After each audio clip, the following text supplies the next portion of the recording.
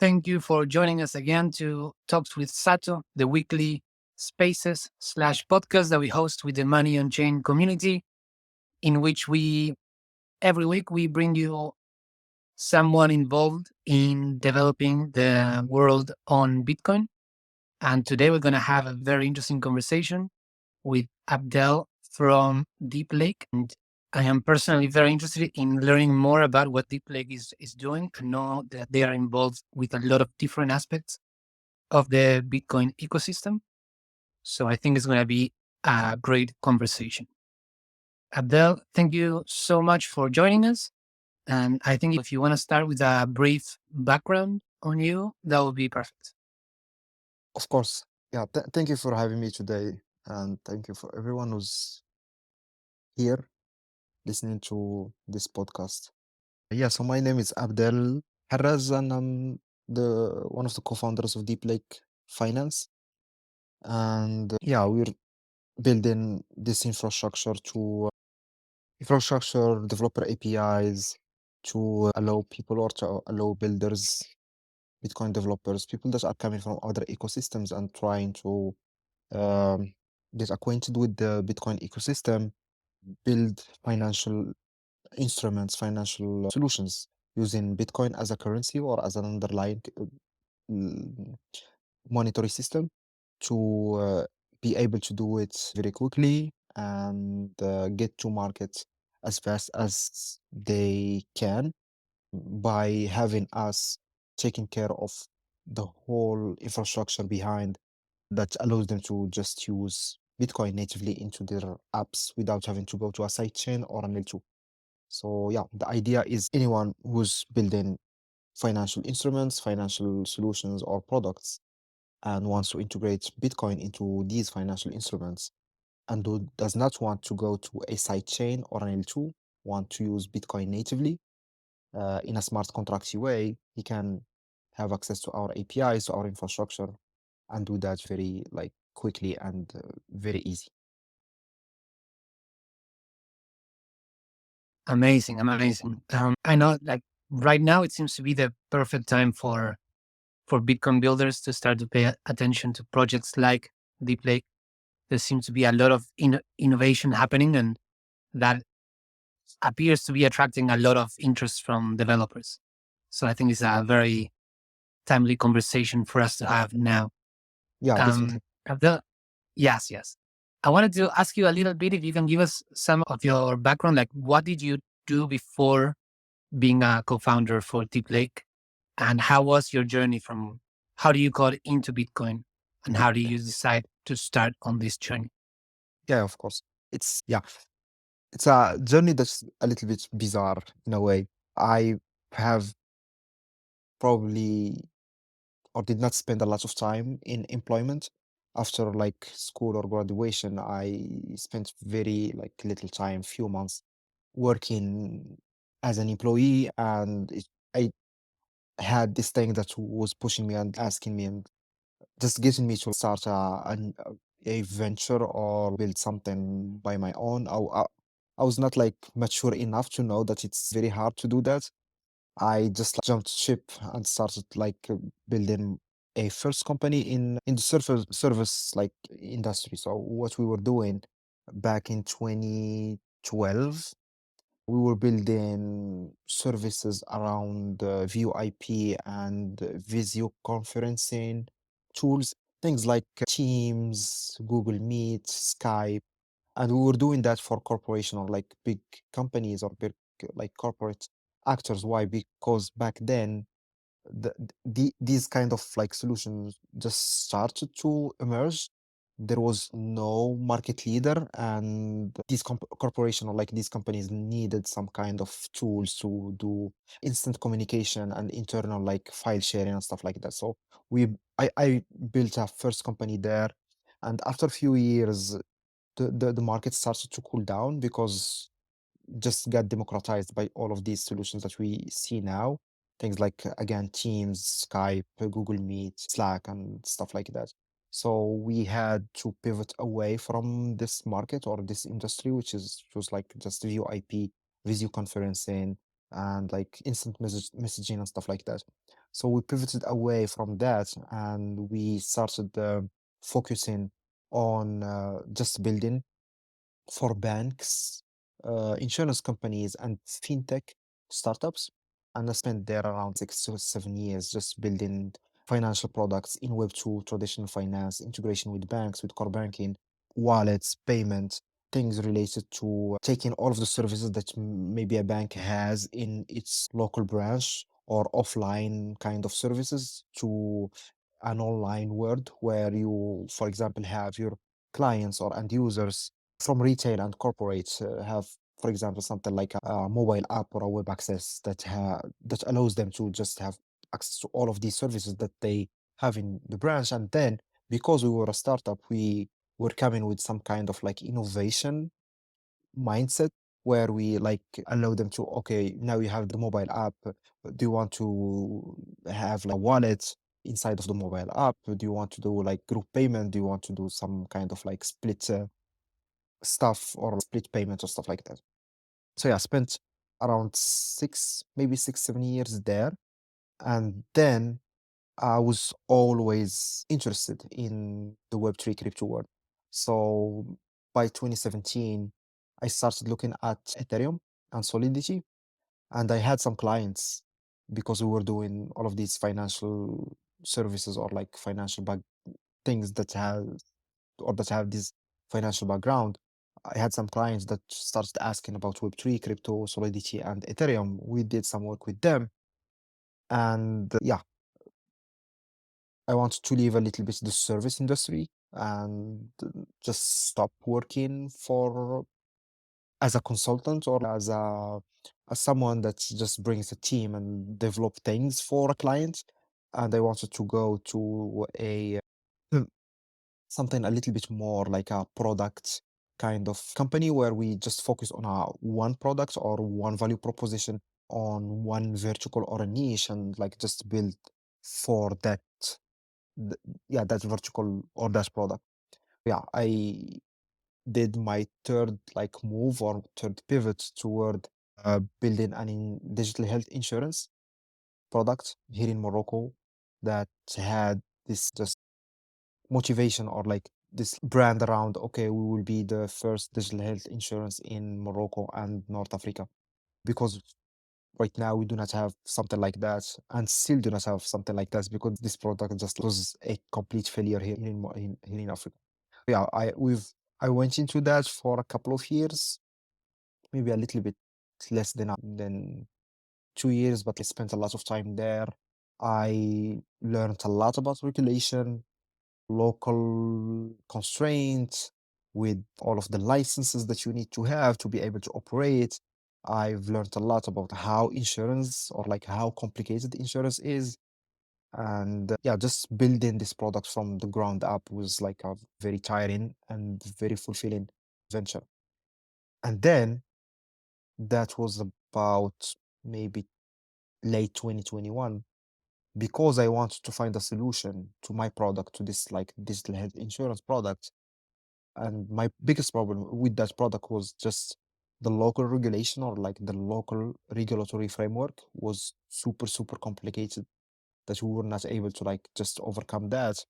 I started again looking back to crypto and Web3 as a solution for this product. So I had the product, I had the tech, I had some clients that were using the solution, but we were not able to scale because we were not able to get the license. And the idea was, okay, let's just put a DAO on the other side. And instead of going after a license to be able to operate as an insurance company, let's make the DAO set the rules and say, okay, this we will be the ruling body of that product, and we will just go and try to find some liquidity providers to be able to fulfill the claims. And when the claims comes to the solution, it's up to the DAO based on all of the rules that they set up to fulfill or like to take care of the claim or not. So yeah, did that, jumped into Web3 crypto, and very quickly I understood that digital health insurance or like insurance in like overall, it's still super early in Web3. people were looking at monetization and at having like financial instruments that will allow them to like do profits by leveraging assets, by arbitrage, by stuff like that. Yeah, it was just a natural pivot toward instead of building or like transforming this business that we had in Web2 around health insurance. It was just natural to working on financial product or DeFi on Web2 on Web3. And then the question was, okay, we want to do that. Where should we start? Should we start in Bitcoin? Should we start in an L2 on Bitcoin? Should we start on Ethereum? Should we start elsewhere? And yeah, just stop here if you have any questions, and then I'll go to the other like part of the journey. Wow, that is an incredible journey. Really, you were involved in a lot of things, a lot of different in Yeah. Yeah, yeah. like I told you, it's a yeah, bizarre kind of to get to where I'm at. I spent a lot of time in lots of different places. Yeah, that's one of the things that I really enjoy about this space is to get to know a little bit of the backstory of all the people involved because it's such a new space. It only has what 14 years at the most. It's very interesting to know what other people were doing before they found Bitcoin. And your story is particularly interesting. I think, yeah, just if you can continue, I'm very Yeah, interested to know how you got this DAO going. yeah, yeah. When we start looking at where we should build the like this pivot from the health insurance company or like the digital health insurance product, we start just trying to analyze a little bit of the landscape. And we had a very compelling value proposition from Stacks, which is an L2 on top of Bitcoin and Ethereum and all of the L2s on top of Ethereum. And yeah, I just try to like understand, should we go with something that maybe has better tooling and some kind of presence in the DeFi world, which is Ethereum or Solidity and all of the L2s there? Or should we go with something that may be more robust in using some kind of L2 or some kind of infrastructure on top of Bitcoin, right? And the thing that clicked with me is, and maybe this is something that some people will not agree with, is that when I took a look at Bitcoin, I was able to very easily find this kind of proxy or this kind of uh, link between the value of Bitcoin right now, or at least a part or a piece of the value, like the monetary value of Bitcoin right now, and the something that is pegged to the real world, which is energy, right? So I was like, it was just simple in my mind to think about, okay, I get energy. This is like the cost of energy today. And from there, I will get a piece of the cost or a piece of the value of the Bitcoin that was produced that day, right? And this is something that I was not able to like identify with Ethereum, especially after the move to the proof of stake.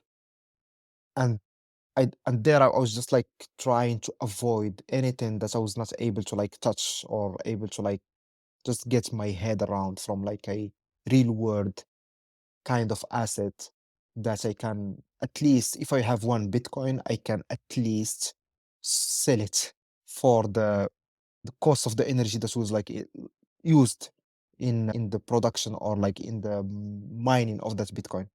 Yeah, this was a like the thing that made me or made our team choose to start building on stacks before moving to just native Bitcoin. Now, when we started building on stacks, uh, there was another question that we had to struggle with for a few months, which was we have this huge liquidity on the Bitcoin side, right? We know that now it should be, let me just check, it should be around $700 billion or something like that. So we have this huge, yeah, 727 billion. We have this huge opportunity, this huge liquidity on the Bitcoin side, and we have very little liquidity on Stacks, even though Stacks is an L2 or on top of Bitcoin, and it settles, like eventually it settles on the Bitcoin chain. And we started thinking about this problem, and we just had to make a bet. Do we want to build on Stacks and wait for the liquidity to move from L1 to L2, which is something that needs a cultural change, maybe societal change. Like people need to change their understanding of stacks and their maybe acceptance of stacks as an L2 to go and use their Bitcoin or bridge their Bitcoin to an L2? Or should we just go to where the liquidity is and build infrastructure there to allow people to use Bitcoin as natively or as close to native as possible on L1 without having to go to an L2? And yeah, once you frame the question in this form, at least internally in our team, once it was framed like this, like the choice was very quickly made, and we just decided to, instead of building on stacks, let's just go to the L1 layer or like the underlying layer and just take on the challenge and build infrastructure for people that want to have Bitcoin natively integrated with their apps as a currency. They can do that now with our infrastructure and our APIs. Wow, that is a very interesting journey and a lot of tough decisions that you had to make very early on. I think the issue that you point out with liquidity, how there's so much liquidity on Bitcoin L1, but as soon as you go into the L2s, you don't see that much liquidity. That's something that speaking with a lot of builders in the different Bitcoin ecosystems, that is something that, yeah, a lot of people are having that problem at the moment. On how it's very interesting that we have so much liquidity on year one, and yet, like you mentioned, maybe it's something that's maybe it's cultural, maybe it's that we don't have the right tools, but we're not seeing this liquidity going into the L2s yet. Yeah, I think from my experience, I think it's cultural. And the hardest thing to change is culture. If if you just, for example, if you invade a country and you want to establish some new cultural things, you will have the hardest time to do that. Like you need to just cleanse that country and replace the people from that country with new people to change the culture or like change how they behave. Like why I'm saying that is that the L2 or the promise of L2s on top of Bitcoin today, it's a promise that was already validated. Like there's no problem with that promise or with this value proposition. If you go to Solana, if you go to Cosmos, if you go to Ethereum, you will see the liquidity already there that allows to operate the dApps or like the solutions, the products that are being built on top of these blockchains or like inside of these ecosystems.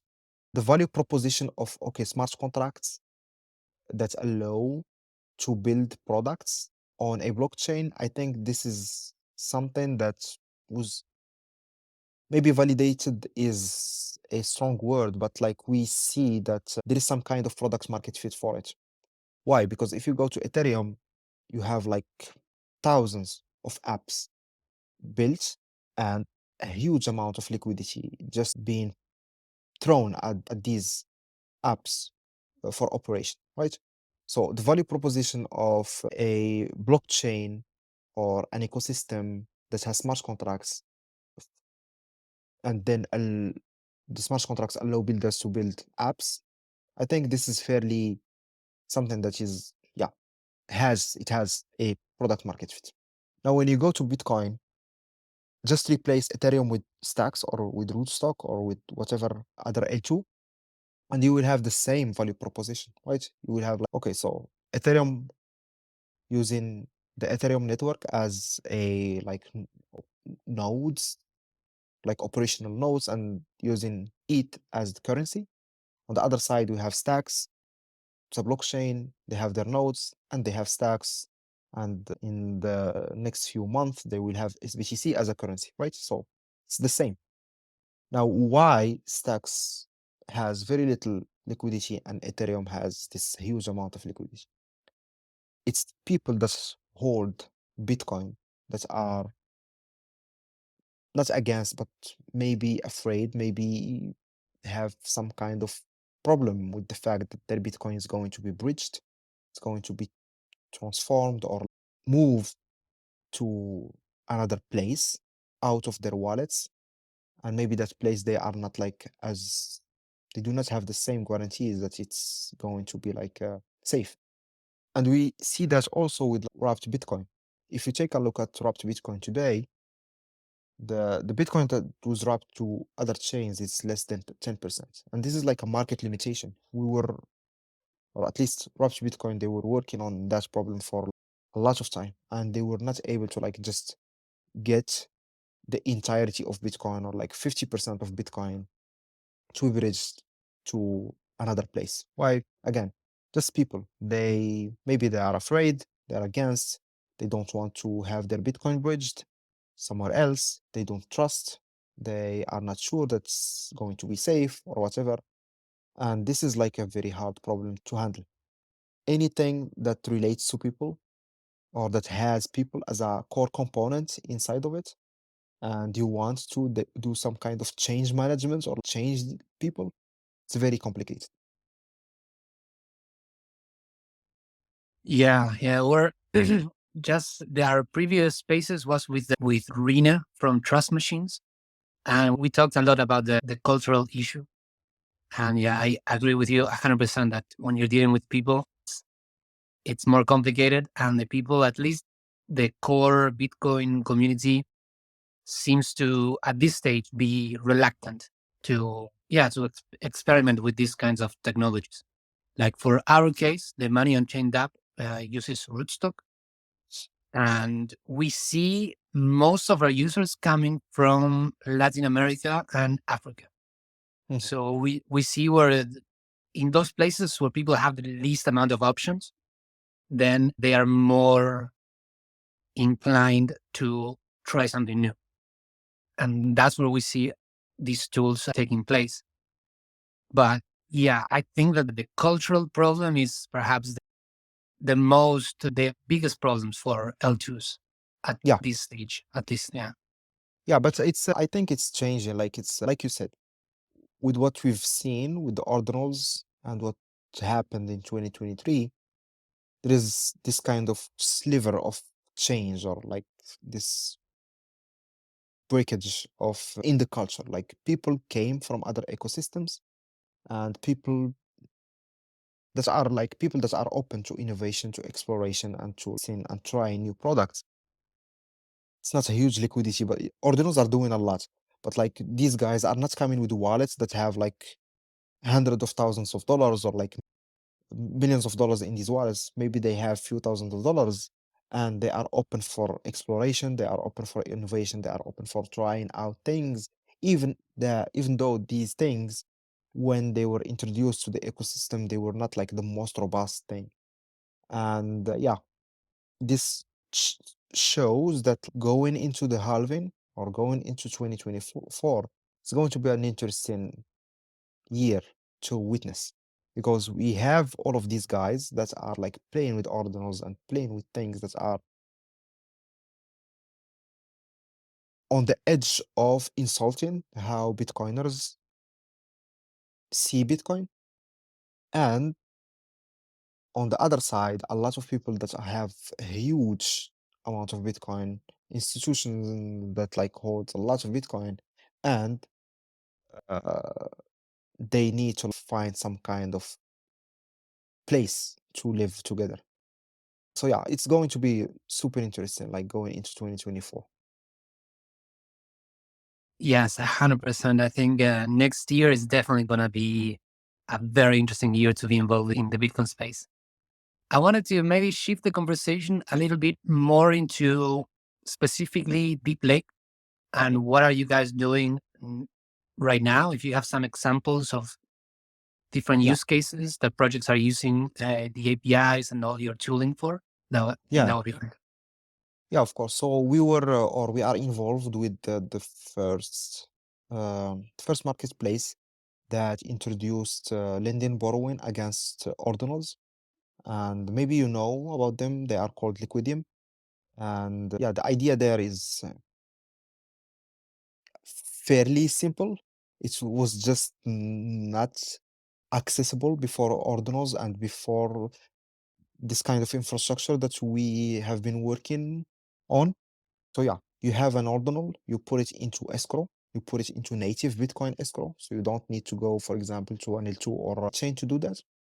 You just put it into a native Bitcoin escrow, which is just a taproot script. And then you take that taproot script or you take that UTXO or that transaction where you locked your ordinal, for example, a month, and you go to Liquidium and you tell them, hey, or you just list it in their marketplace or in their app. Now, if someone is interested in issuing a loan against your ordinal or against the escrow of your ordinal, they can accept this request and you'll get a loan issued to you in native BTC. Again, you don't need side chains, you don't need L2s. You will receive native pristine on like the Bitcoiner sense BTC into your wallet. You do whatever you want with that BTC. And when you are ready to repay, just do repayment. Our infrastructure watches what's happening on chain.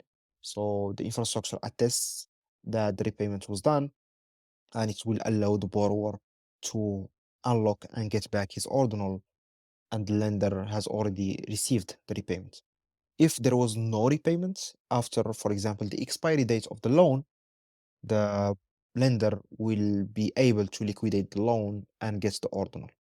So yeah, this is one of the use case. I'm just going to like pause here. If you want to discuss the use case or have some questions about that, I can answer before going to something else, to another example. All right. That is a very interesting example. I actually haven't heard of Liquidium.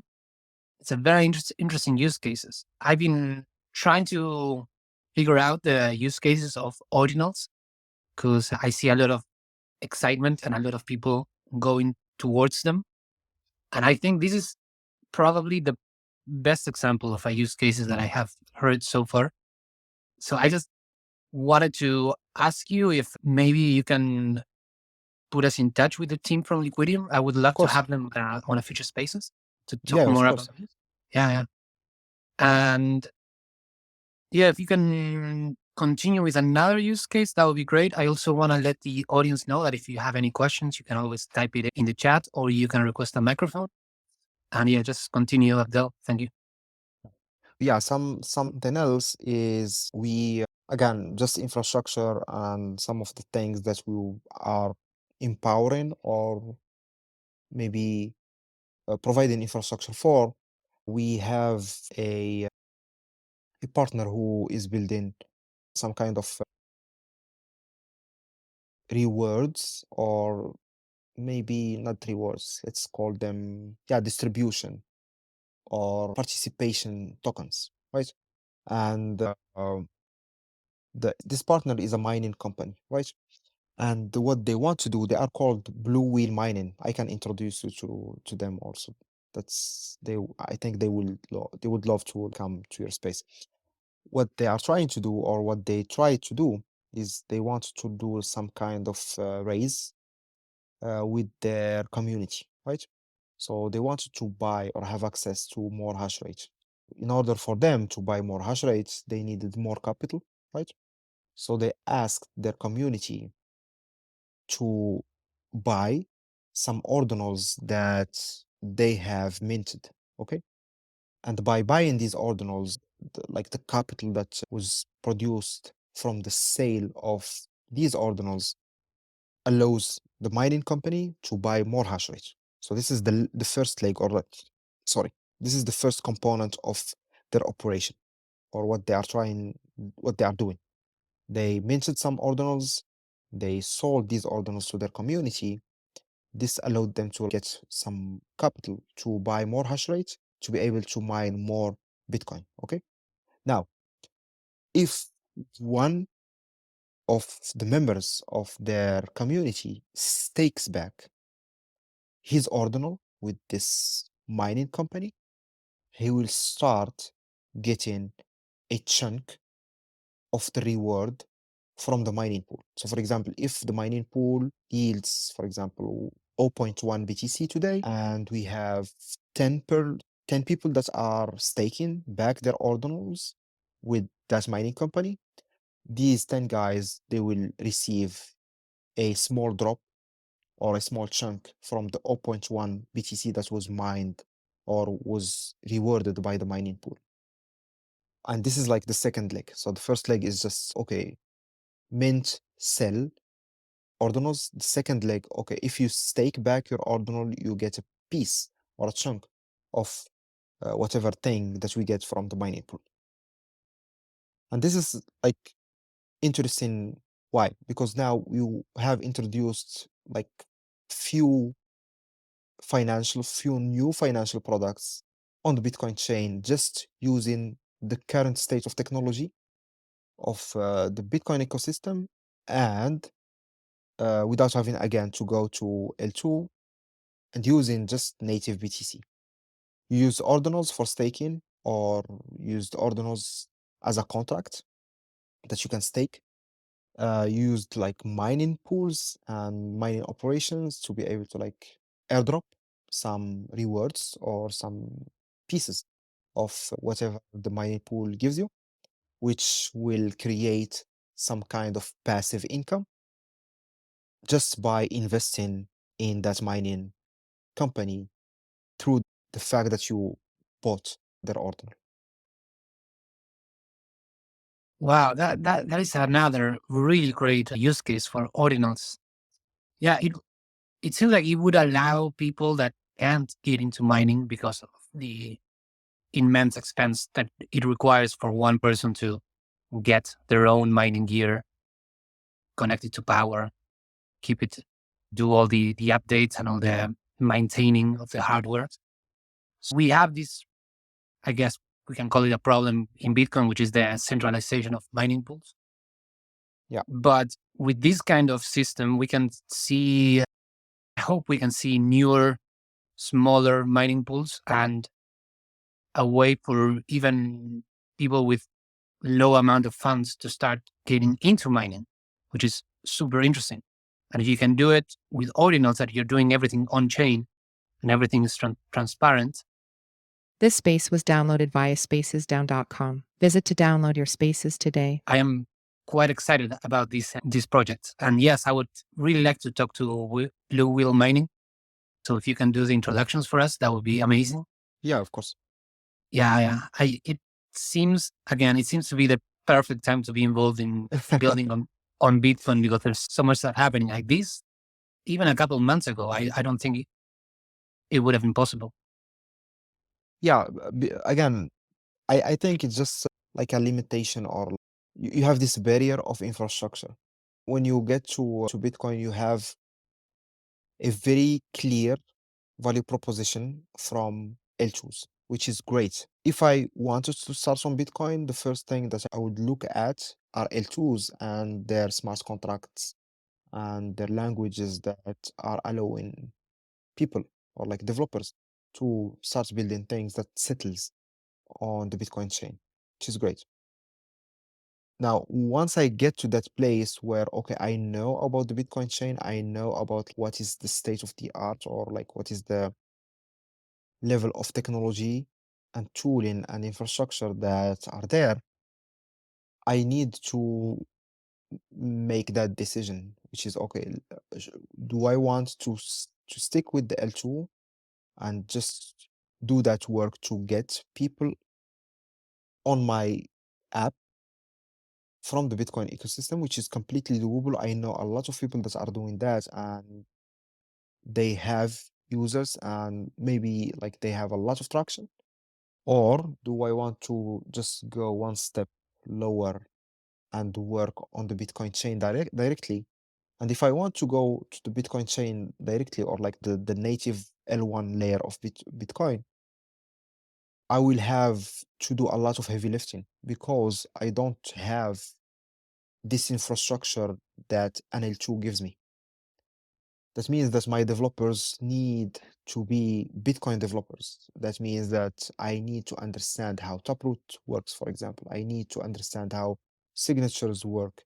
I need to understand how the wallet works. I need to understand how, for example, UTXOs are like linked together and all of this stuff about the Bitcoin blockchain, which are not like super accessible for a front-end developer or like a full stack developer. And again, this is the barrier that makes people just come, take a look at Bitcoin, and maybe leave because there is no very simple, comprehensive infrastructure that will allow them to just start building or just coding tomorrow.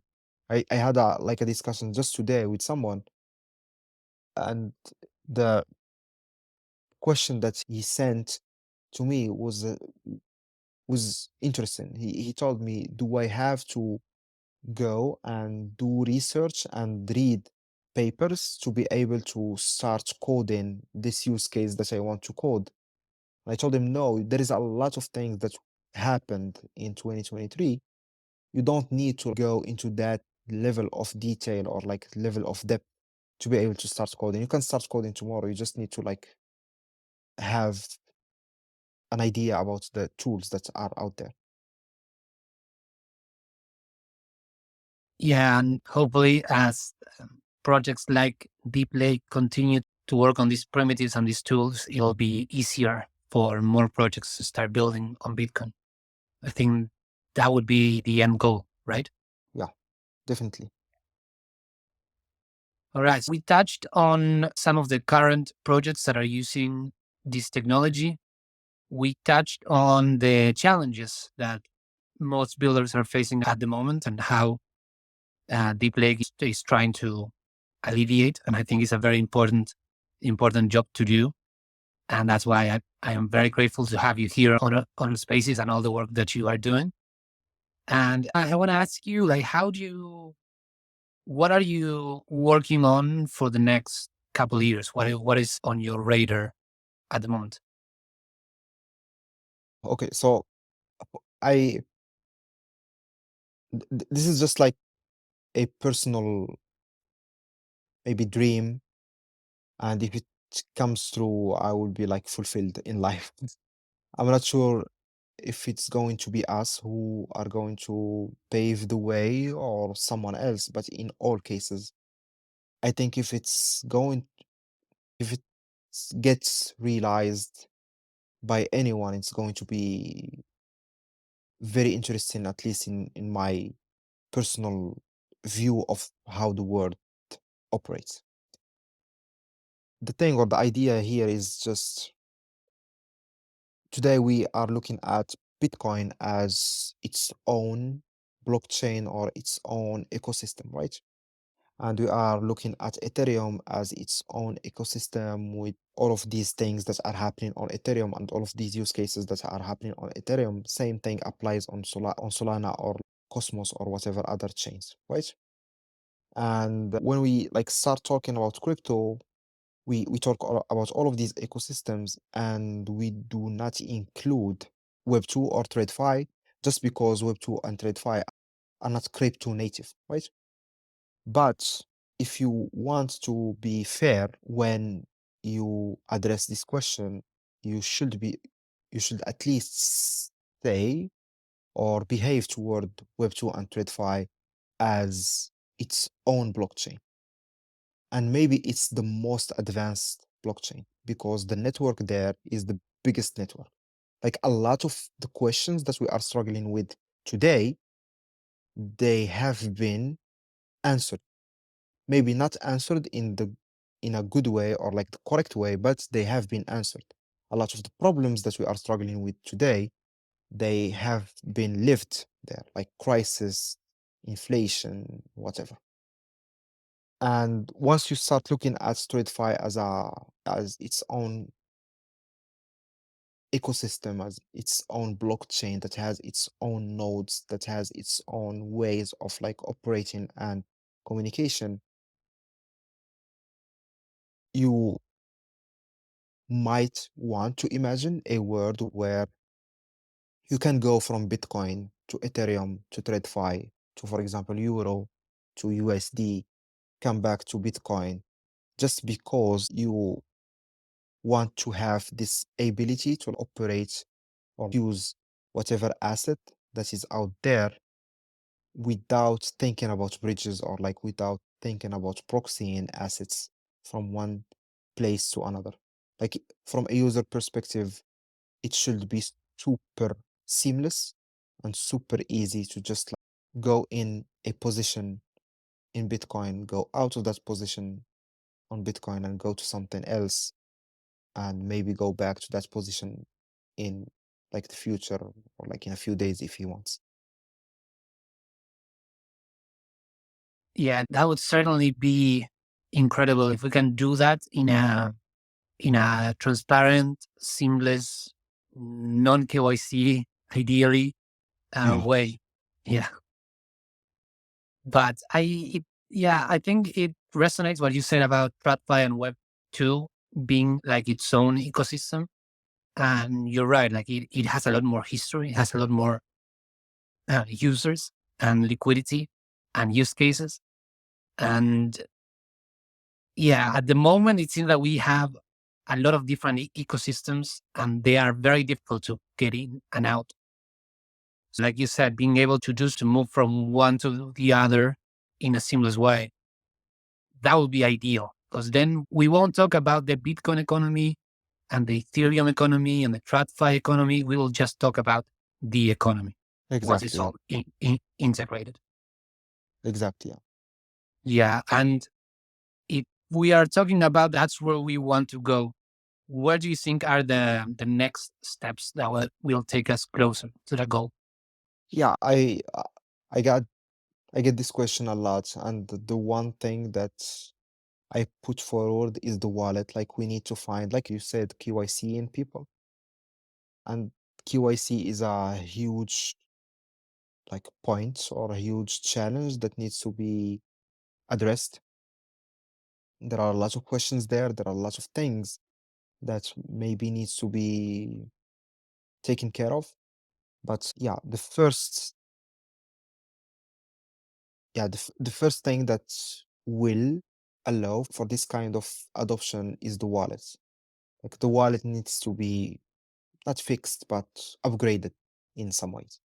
Because if you don't, I think in Web 2, or maybe when we went from Web 1 to Web 2, the upgrade was username password.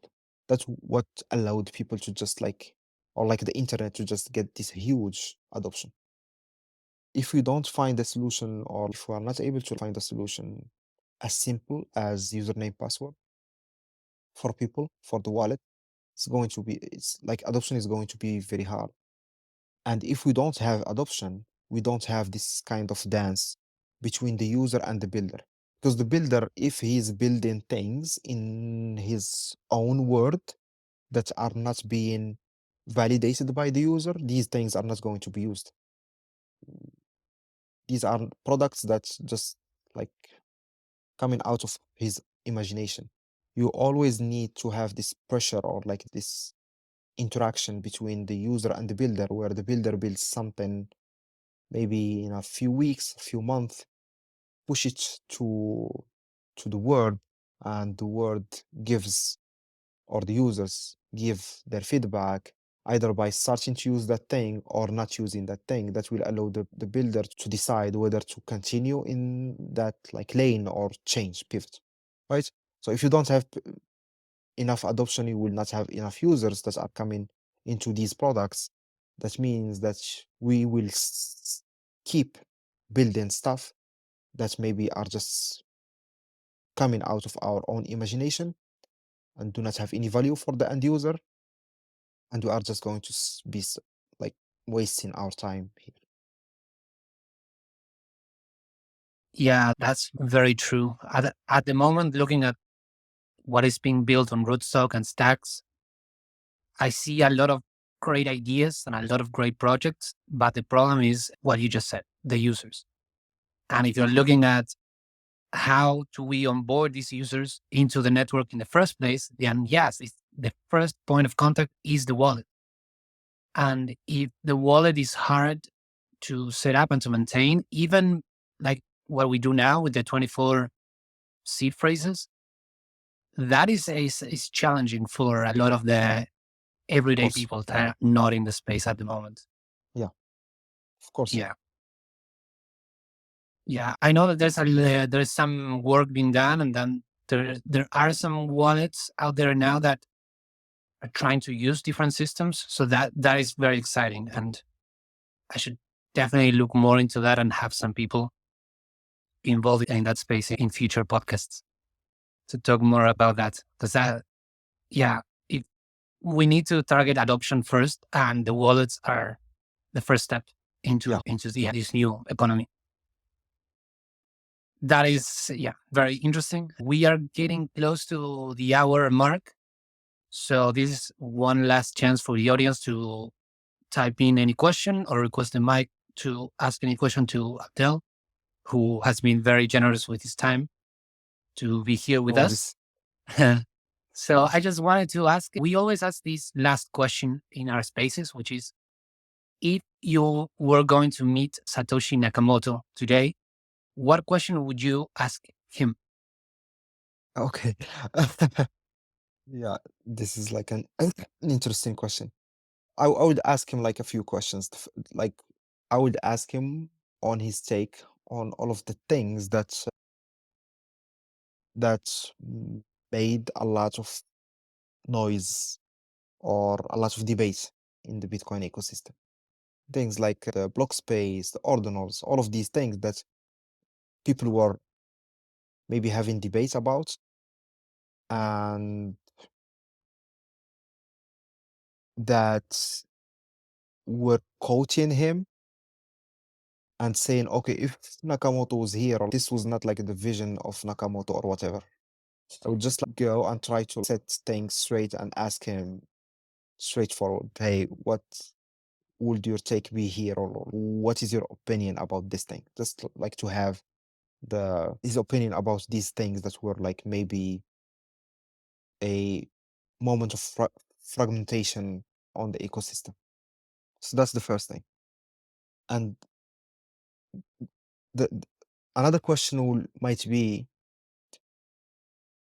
you introduced the Bitcoin white paper around the 2007 2008 global financial crisis, I think, based on maybe what was happening there on the financial world.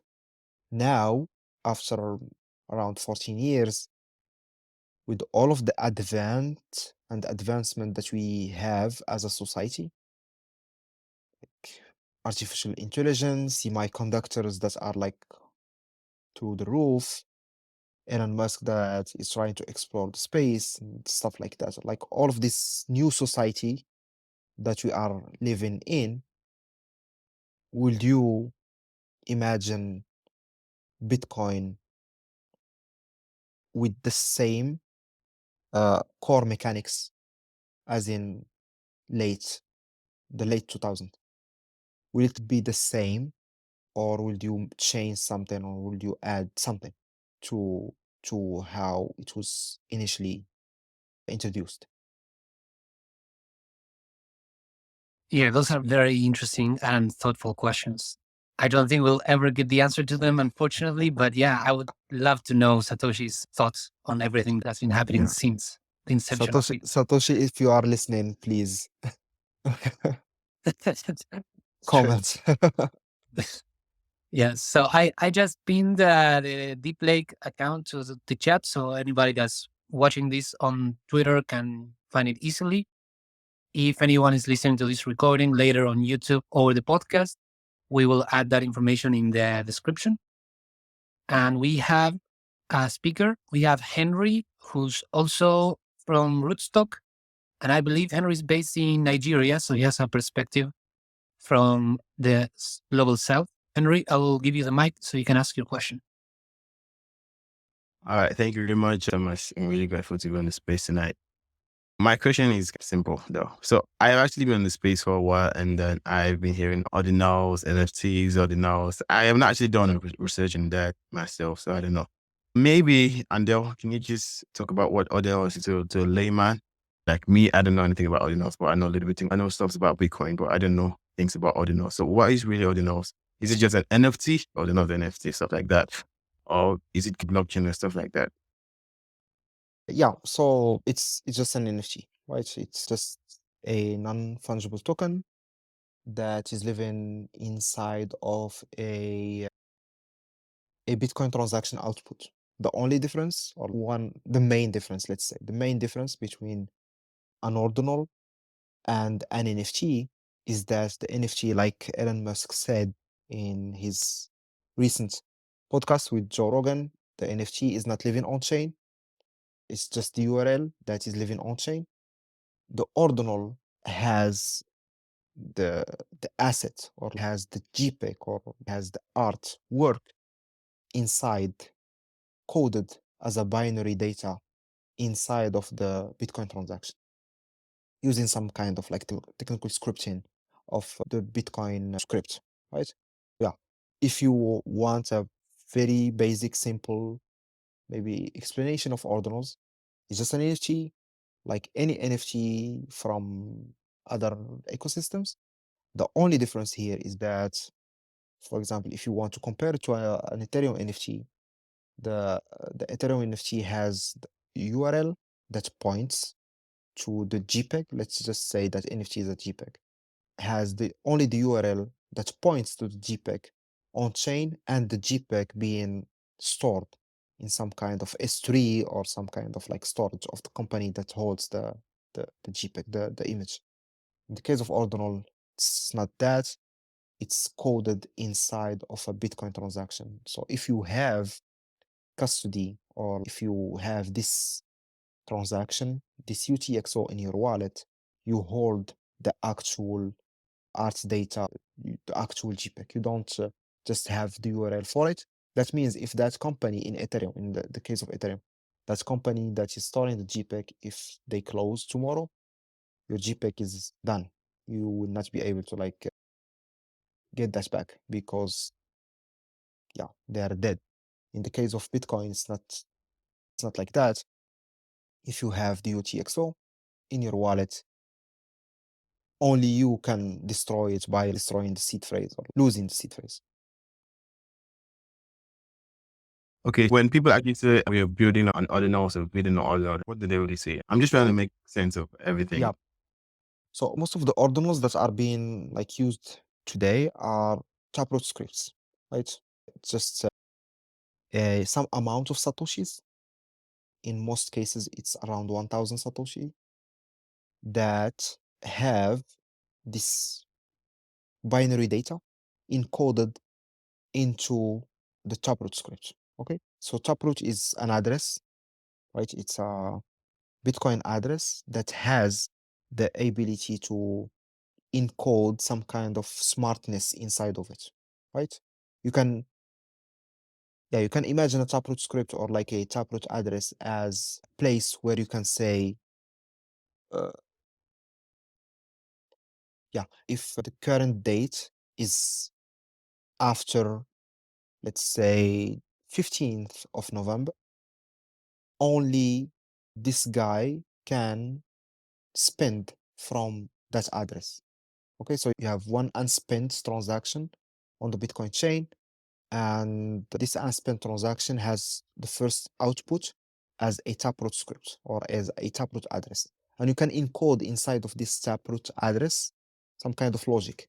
So you can say between the 15th of November and the 20th of November, only Thomas can get the satoshis that are living on that taproot script. After the 20th, it's Abdel who will be able to get or spend from that taproot script. Okay, so this kind of logic, or this kind of smartness, you can encode that into the Taproot script. And you can also store some data, right? So you have intelligence, you have smartness, and you have data. You can also encode some data into a Taproot script or a Taproot address. You can also do that in other types of Bitcoin addresses. But the thing with Taproot is just it's the new upgrade. You have like more things that you can do. And this is what an ordinal is. It's just Satoshis, some amount of Satoshis, and inside that are living on a Taproot address. And this Taproot address has a script inside of it. And inside of that script, you have the data of the JPEG, for example, the binary data of that JPEG.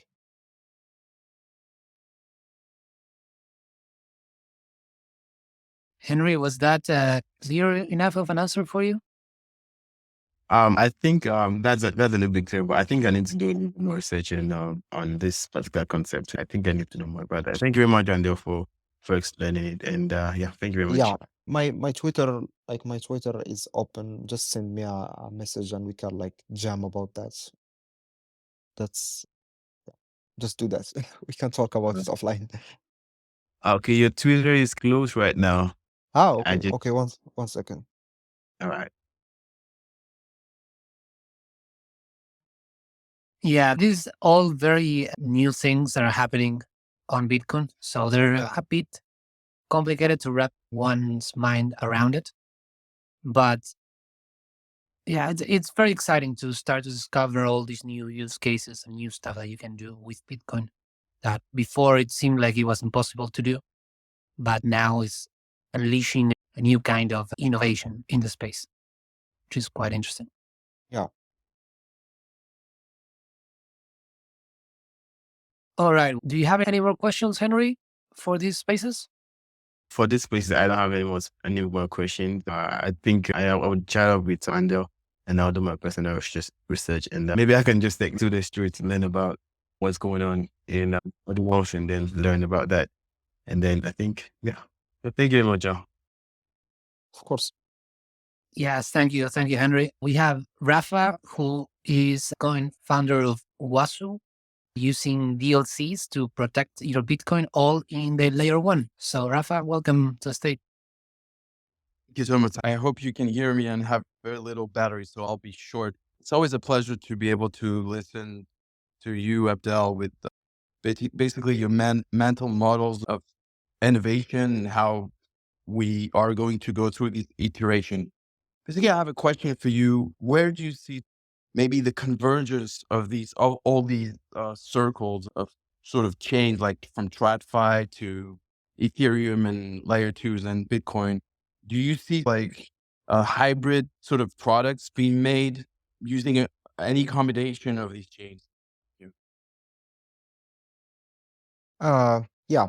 So I think if we were living in a pure uh, free market, I would say that there will be one ecosystem that will win, and this ecosystem will be the most innovative ecosystem, right? But unfortunately, we are not living in a pure free market. Like we are living in a market that seems like it's free, but has a lot of incentives that are coming in, a lot of tokenomics, a lot of like bribes, a lot of people that are pushing false information to get users to use their product and stuff like that. So it's not just like pure transactional market based on value or based on who's the most innovative, right? Who's what is the product that is creating the best value for the users? That means that we will not, I don't think that there will be one winner. I don't think that there will be one place that is going just grab all of the, yeah, or host all of the economy. It will be a combination of a lot of things. It will be maybe people are going to go back to crypto Web3 when stuff starts to be hard on TradeFi Web2. And maybe governments are going to see that now we lost retail. Why? Because crypto Web3, it's easier to do some stuff, or it's easier to make profits on your assets. So they will introduce some kind of like incentives and some kind of easiness on like investing or whatever to get the retail back, and it's just going to be to continue to be that kind of going back and forth between these ecosystems. Why? Just because you can manipulate people, which is sad, which is unfortunate. You can incentivize them to do things that seems that are like in their interests, but they are not. They are in your interest as a provider of some kind of a service. And you can't say, and we've seen that, like we've witnessed that, you can't say that the crypto Web3 ecosystem is more honest than the Web2 TradeFi ecosystem. We've seen a lot of rug pulls, we've seen a lot of fraud, we've seen a lot of people that build things just to steal from their customers. So you have you have bad actors, good actors everywhere.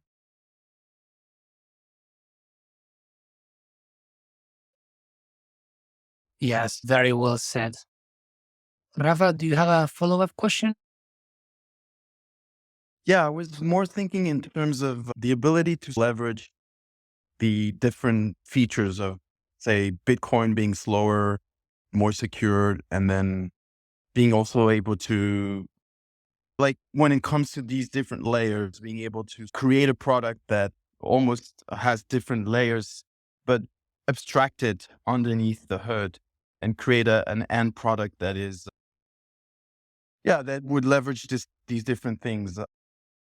And was curious to know, as it comes to converging like all these different things together, obviously all these forces might play and might be a friction into the adoption of the best products, but maybe there is maybe a possibility for a product to be made of different layers, and in that way to create like a better feature, a better and a better product in the end. I was just curious in terms of that frame of thought.